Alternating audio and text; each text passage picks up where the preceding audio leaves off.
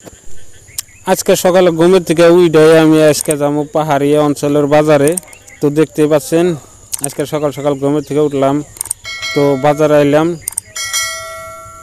বাজারে আসার পরে দেখেন এই বাজারে পাহাড়িয়া একটা বাজার। তো বাজারে খালি বাঁশের জিনিসপাতি, বাঁশের ব্যাগ, চামচ, সব জিনিসপাতি পান যায়। তো লেডিসের কিছু কিছু জিনিসও পান যায় এখানে, এই বাঁশ দিয়ে বানাই না। তো দেখতে পাচ্ছেন কি সুন্দর।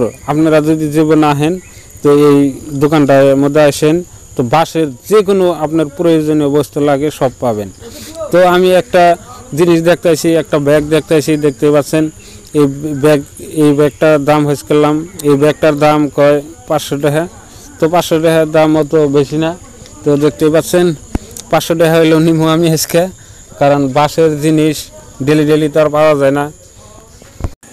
সবচেয়ে মজার বিষয় হলো এই বাঁশের ব্যাগটা বানাইতে তাদের খুব কষ্ট লাগছে। আমার 500 টাকা দাম চাইলে আমি তাও নিমু, আমি তাও নিয়ে বাড়িতে ছেড়ে দিমু। তো বাড়িতে ছেড়ে দিলে এই জিনিসটা বহুত বাড়ির মাসে খুশি হব। গাইস মানে আর কি কমু, এই দোকানটা মানে বড় দোকান। এই দোকানে বলে হোলসেল মাল দেয়, বাঁশের জিনিস আবার হোলসেল দেয় এই দোকানটা। তার মানে এই দোকানটা এত বড়। তো এখানকার সেলসম্যান একটা লেডিস ম্যান। তো দেখতেই পাচ্ছেন লেডিস। তো এটার দাম কত? ও 500 500 টাকা।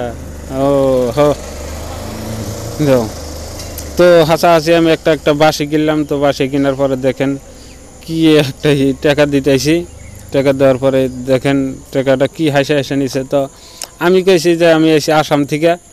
তো আসামও তো আমার বাসা বুঝেই না আর কি।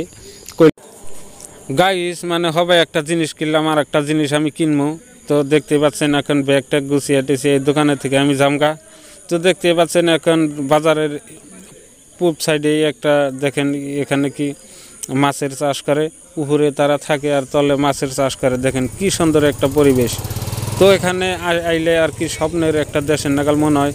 দেখেন এই যে এখানে কাপড় চাপড় সব ছাপা করে আর এখানে মাছ পালন করে। তো দেখতেই পাচ্ছেন। আর সবচেয়ে মজার বিষয় হলো পাহাড়ি অঞ্চলে এখানে বেশি আপেল গাছ আছে, আঙ্গুর গাছ